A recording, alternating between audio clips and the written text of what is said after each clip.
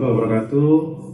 Teman-teman semua, semoga kita selalu diberi rahmat kesehatan sehingga bisa mengikuti acara reguler kita, yaitu Healthy Life Education, di mana kita lakukan secara reguler setiap bulan bekerjasama dengan rumah sakit Primaya, dokter spesialis yang kompeten berkaitan dengan program kita Disability Prevention Management Program, sehingga teman-teman bisa mengikuti program yang terstruktur dan mudah-mudahan bermanfaat untuk kita semua dalam rangka menuju healthier karyawan PT Vale Indonesia dan juga kontraktor yang berada di dalamnya, di mana kali ini kemasannya berupa podcast.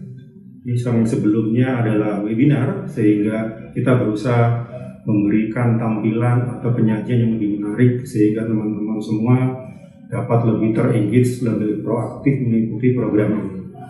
Mudah-mudahan program ini berguna buat kita semua dan kita bisa tetap menjaga kesehatan, dan goal kita untuk mendapatkan reduction sick leave bisa tercapai di tahun 2025. Terima kasih, selamat mengikuti program ini. Salam sehat.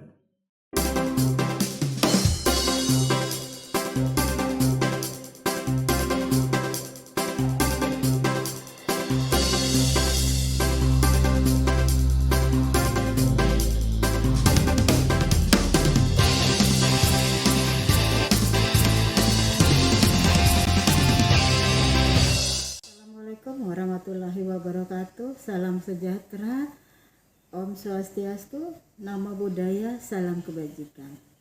Yang saya hormati perwakilan manajemen PT Vale Indonesia, yang saya hormati narasumber kita Dr. Resi Rosalina SPPD.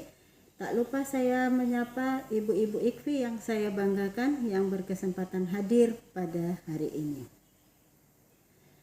Puji syukur kita panjatkan kehadirat Tuhan Yang Maha Esa atas berkenan beliau kita bisa berkumpul dalam acara virtual Healthy Life Education Podcast sesi 2, di mana sesi 2 kita ngambil topik tentang hipertensi. Apa itu hipertensi, apa penyebab, dan bagaimana cara kita mencegah nanti akan dijelaskan oleh narasumber kita sebagai bagian edukasi bagi kita bersama. Tugas kita di sini sebagai ibu-ibu IKFI yang mendampingi para suami wajib mensupport program ini, sehingga apa yang menjadi tujuan perusahaan dapat tercapai dengan baik. Pada kesempatan ini, saya mewakili ibu-ibu IKFI mengucapkan terima kasih yang sebesar-besarnya kepada HSSR Departemen PT Vale Indonesia dan semua pihak yang memfasilitasi acara ini sehingga kita semua mendapatkan edukasi yang baik untuk berpartisipasi mensukseskan program ini. Semoga ke depannya program-program kerjasama lainnya bisa kita tingkatkan lagi sehingga kita selalu lebih baik. Terima kasih, salam sehat buat kita semua.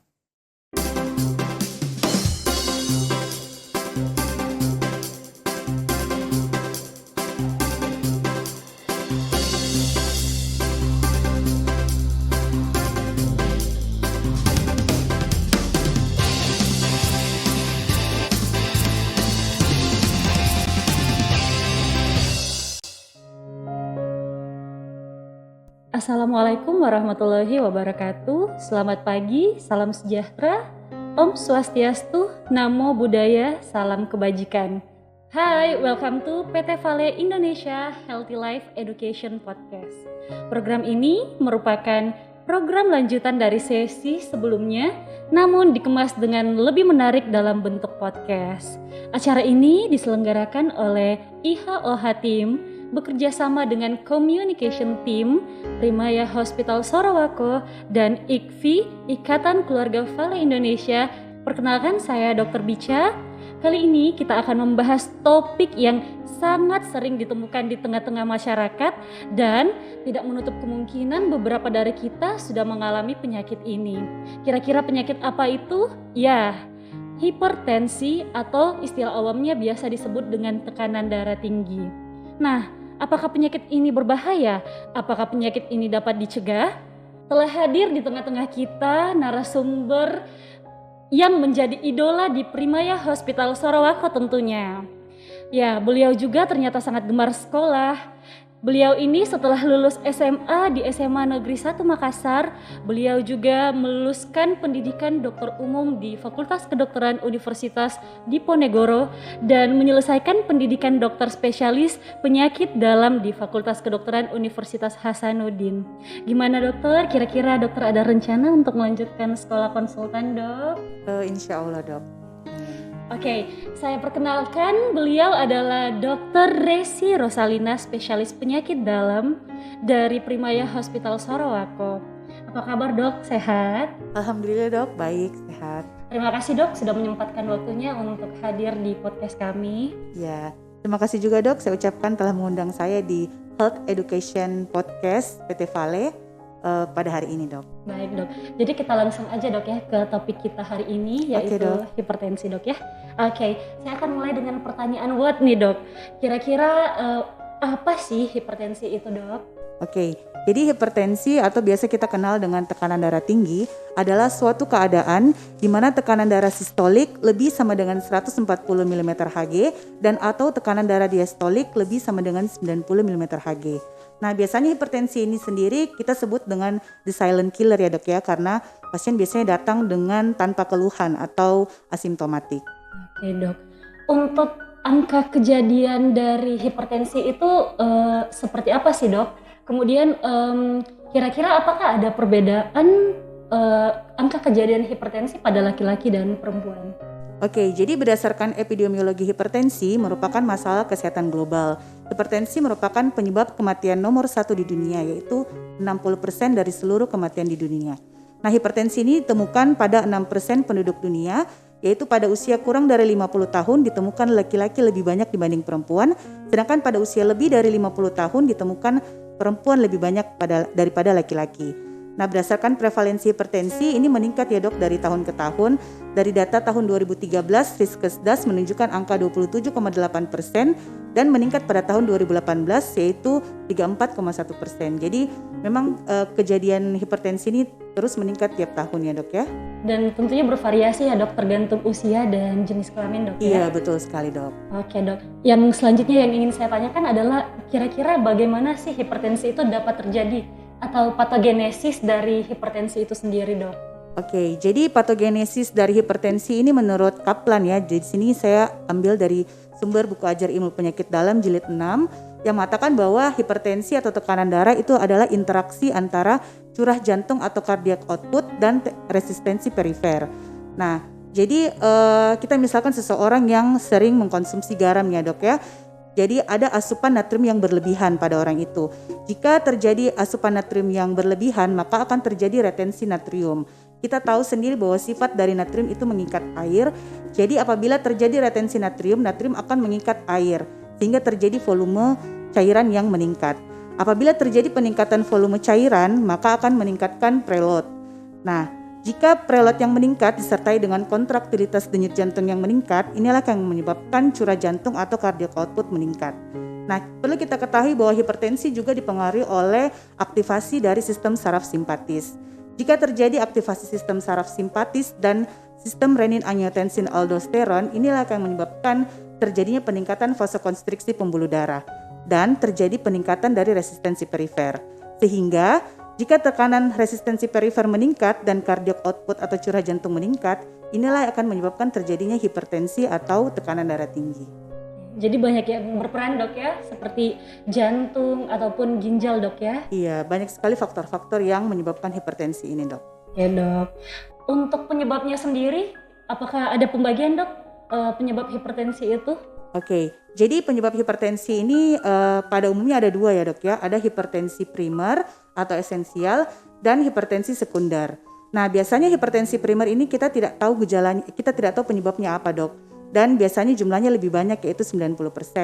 Sedangkan hipertensi sekunder itu biasanya disebabkan oleh penyakit ataupun obat-obatan dok. Seperti penyakit ginjal kronik, tumor kelenjar adrenal atau pheochrocytoma. Kemudian bisa juga disebabkan karena penggunaan obat-obatan yang jangka lama seperti penggunaan steroid atau amfetamin atau kontrasepsi oral itu juga menyebabkan terjadi hipertensi sekunder, Dok. Baik dok. Di awal dokter sempat mengatakan bahwa hipertensi itu adalah silent killer atau tanpa keluhan dok ya. Iya, betul sekali, Dok. Namun pastinya juga ada gejala-gejala awal atau misalnya tanda atau gejala yang dapat kita kenali apabila seseorang bergejala dalam hipertensinya. Kira-kira apa-apa aja itu dok? Ya, jadi memang pada umumnya hipertensi ini tanpa gejala ya, Dok ya, asimptomatik, sehingga disebut the silent killer atau pembunuh diam-diam. Namun ada juga gejala-gejala yang memang khas pada penderita hipertensi seperti sakit kepala, kemudian gelisah, penglihatan kabur, rasa sakit di dada, jantung berdebar-debar, mudah lelah dan juga pusing. Itu merupakan gejala-gejala yang sering kita temui pada pasien-pasien hipertensi. Dari beberapa gejala yang dokter sempat sampaikan dok, itu tidak menutup kemungkinan beberapa kawula muda juga merasakan hal yang seperti itu dok, seperti sering sakit kepala, Iya, betul penglihatan sekali, Dok. kabur. Nah, kira-kira ada tidak faktor resiko dari hipertensi dok? Kira-kira seperti usia muda atau gimana dok? Oke, jadi faktor risiko hipertensi itu sendiri kita bedakan atas dua ya, Dok ya. Faktor risiko yang tidak dapat diubah dan juga faktor risiko yang dapat diubah. Faktor risiko yang tidak dapat diubah itu adalah faktor risiko yang sudah melekat pada penderita hipertensi dan memang tidak dapat diubah, seperti usia, kemudian jenis kelamin dan juga genetik. Sedangkan faktor risiko yang dapat diubah yaitu faktor risiko yang diakibatkan perilaku tidak sehat dari penderita hipertensi itu, seperti kebiasaan merokok, kemudian diet rendah serat, dislipidemia, konsumsi garam yang berlebihan, aktivitas fisik yang kurang, stres yang terlalu berlebihan, kemudian berat badan yang berlebihan atau kegemukan dan juga konsumsi alkohol. Jadi untuk faktor resiko yang dapat diubah ini bisa diterapkan di kehidupan sehari-hari dok ya? Iya. Seperti berhenti merokok Iya, betul atau sekali. mengurangi konsumsi garam berlebih dok ya? Nah tentunya kalau ada gejala tentu juga bisa kita cegah dok ya? Iya, betul sekali, Dok. Kira-kira dokter ada kiat-kiat atau kira-kira ada pencegahan atau pengendalian terhadap hipertensi itu sendiri dok? Jadi pencegahan dan pengendalian dari hipertensi ini kita bisa kurangi dari yang paling pertama pasti pola hidup atau lifestyle kita ya, Dok ya. Edukasi yang bisa kita berikan pada pasien hipertensi itu yang paling pertama pasti mengurangi konsumsi dari garam atau natrium. Jadi sebaiknya pasien hipertensi itu jangan lebih dari 1 sendok teh garam. Kemudian yang kedua pastinya kita mengedukasi pasien untuk melakukan aktivitas fisik seperti olahraga yang teratur ya dok ya, seperti jalan kaki atau jogging, itu kurang lebih dapat dilakukan 30-60 menit per hari, teratur dilakukan minimal 2-3 kali seminggu. Yang ketiga itu kita mengurangi rokok dan menghindari asap rokok. Seperti kita ketahui bahwa perokok pasif itu sebenarnya lebih bahaya ya dok daripada perokok aktif. Nah kemudian yang keempat diet dengan gizi seimbang.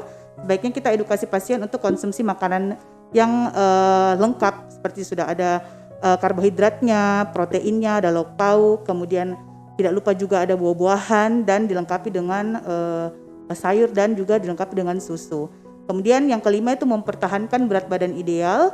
Karena seperti yang saya sudah jelaskan tadi bahwa kegemukan atau obesitas juga riskan untuk terjadinya kejadian hipertensi. Dan yang terakhir yang pastinya menghindari konsumsi dari alkohol. Oke, dok. Tentunya untuk olahraga sendiri perlu disesuaikan dengan kemampuan fisik kita dok ya? Iya betul sekali dok. Betul sekali. Oke dok.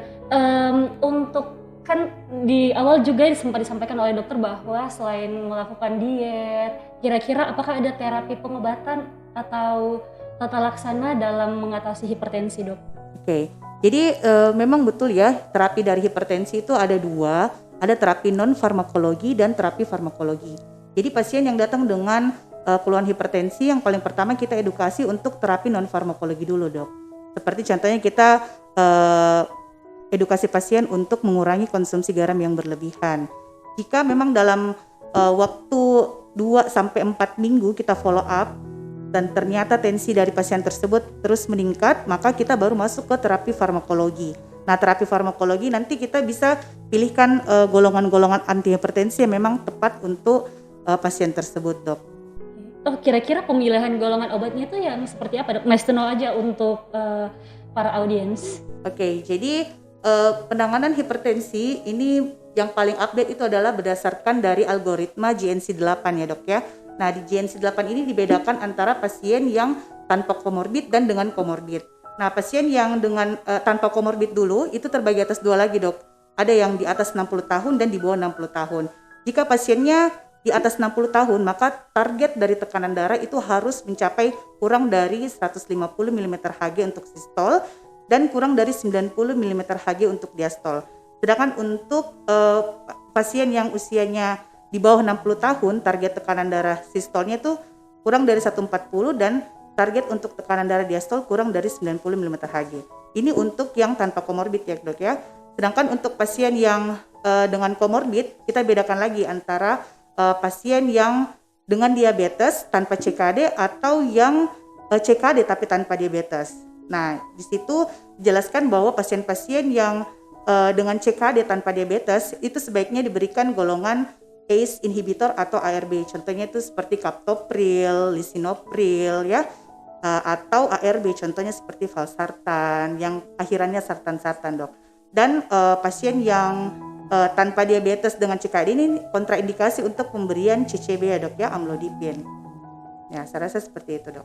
Oke, jadi selain diet tadi dok dan terapi pengobatan, tentunya untuk terapi pengobatan ini tidak bisa diminum sendiri oleh pasien dok ya? Iya. Jadi berdasarkan anjuran atau resep dari dokter ya? Betul sekali dok.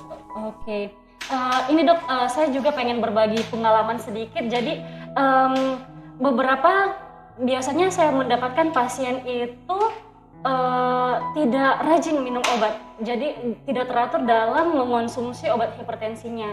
Nah, kira-kira apakah ada komplikasi dok apabila pasien atau karyawan tersebut tidak mengonsumsi obat hipertensi? Ya, betul sekali dok.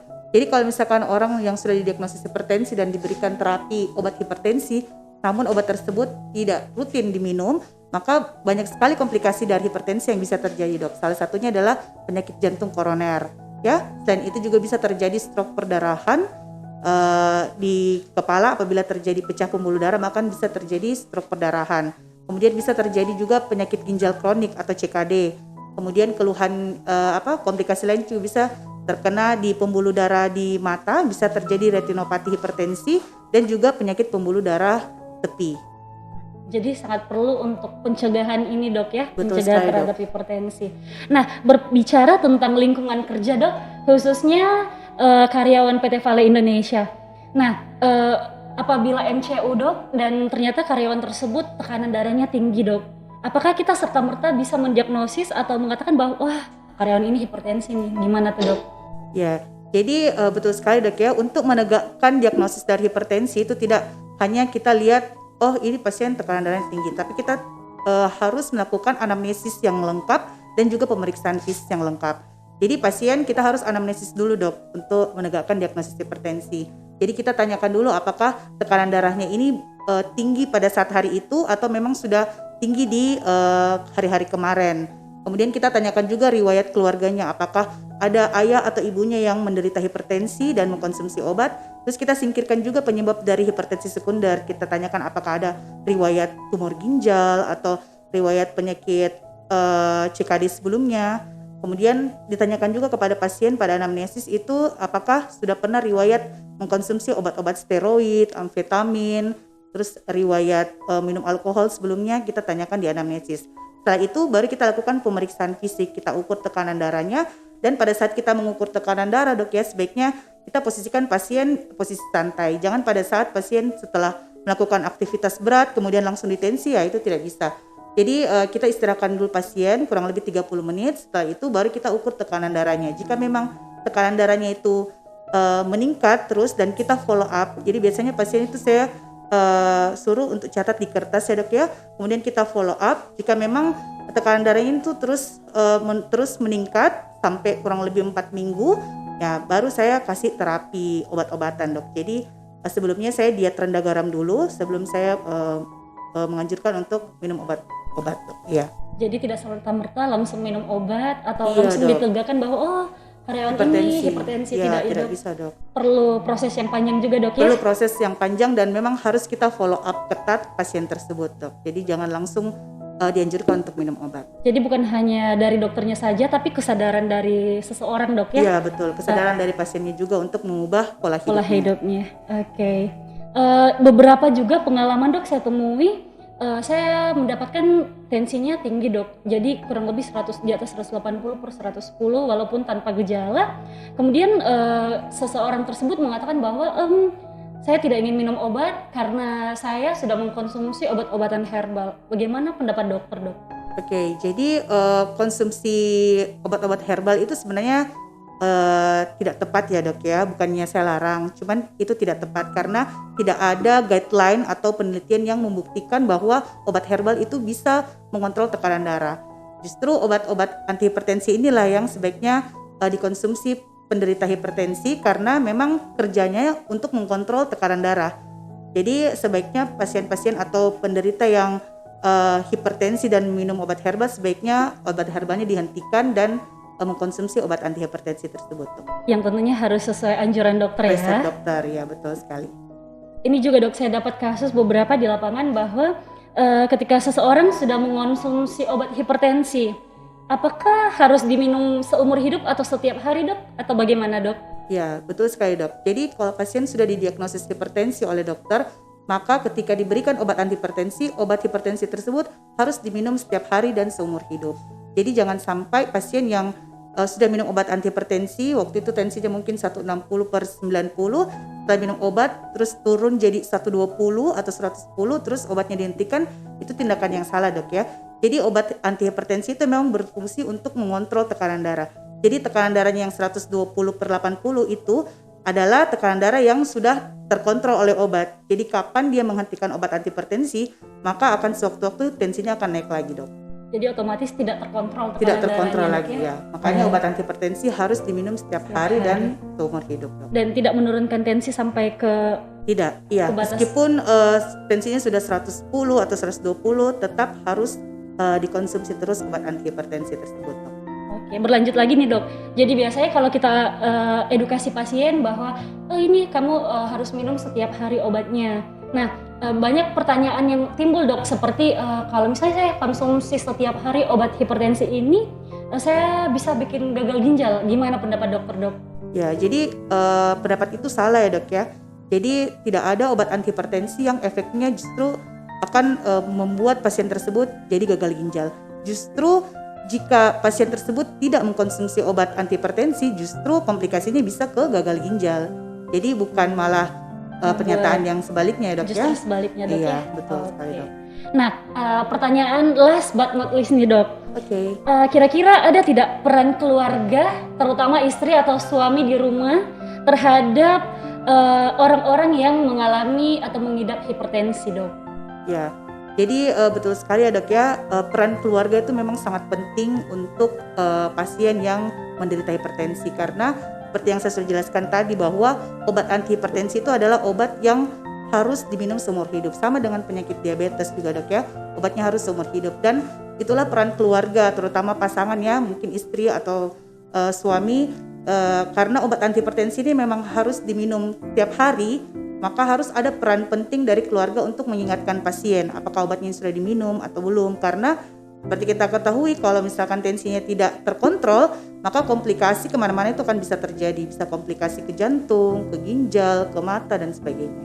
Jadi penting sekali peran keluarga untuk mengingatkan pasien mengkonsumsi obat antihipertensi ini, dok. Termasuk membantu peran mengelola stresnya, dok ya? Iya, betul sekali, dok. Oke, jadi intinya peran keluarga atau istri atau suami di sini sangat penting dan dibutuhkan Sangat dalam penting, ya. menjaga kesehatan keluarga, dok ya? Betul sekali, dok. Oke, dok. Oke, materinya sangat menarik, dokter. Terima kasih, dokter Resi, sudah menyempatkan waktunya. Ya, sama-sama, dokter Bica. Iya, baik, dok.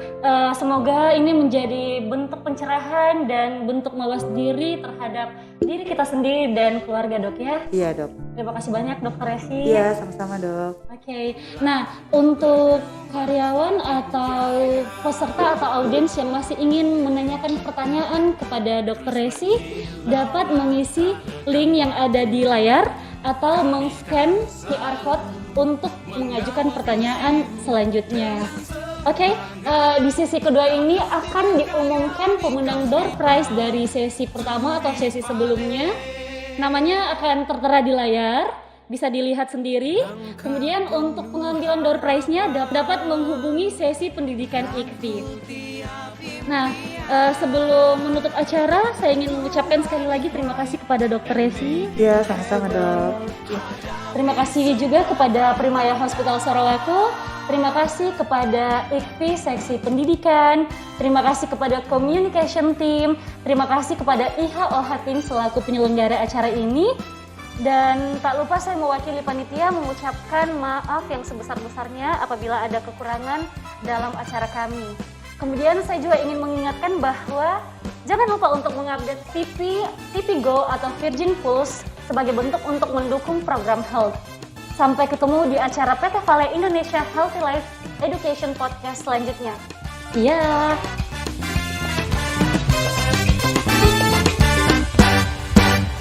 Terus berkilaulah, tak lekang waktu. Kami